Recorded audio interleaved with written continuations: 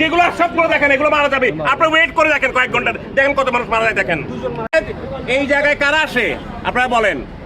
যারা private afford করতে পারে না তারা এখানে আসে। এই গরিব মানুষের সবসময় কেন অত্যাচার হবে?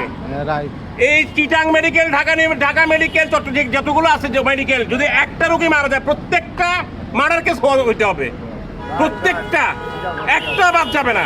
এর জন্য আপনি কাকে দোষী করবেন? এর জন্য যারা স্ট্রাইক করছে তারা হবে দোষী অবশ্যই। তাদেরকে আসামি করে মার্ডার কেস করা হবে। কেন মানুষ মারা যাবে অকারণে? এই বাংলাদেশে এত কিছু হওয়ার পর এতগুলো প্রাণ যাবে, আবার কেন প্রাণ যাবে? একটা বাঙালির কেন অকারণে মারা যাবে? এটা কোন ধরনের কথা? চিকিৎসা কিন্তু বন্ধ করা হয়েছে, ডাক্তারদের উপর হাত তোলা হয়েছে ওই কারণে। এটা অবশ্যই অন্যায় হয়েছে, 100% অন্যায় হয়েছে। শিক্ষকের উপর হাত তোলা হবে, এটা ডাক্তারদের উপর হাত তোলা হবে, সিনিয়রদের উপর। এটা কোন ধরনের ইয়া? এটা স্টুডেন্টের ভুল অথবা যে কেউ যে করে তাদের ভুল, কিন্তু কোনো চিকিৎসা সেবা অথবা কোনো সেবা বন্ধ হইতে পারে না। এটা 24 আওয়ার সেবা দেওয়ার জায়গা। এটা 1 মিনিট হচ্ছে বন্ধ থাকে না। এই জায়গায় কেন স্ট্রাইক হবে?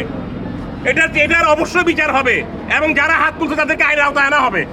সরকার তো আছে, সরকার মাত্র বসছে এখানে, এটা হবে, কিন্তু মানুষ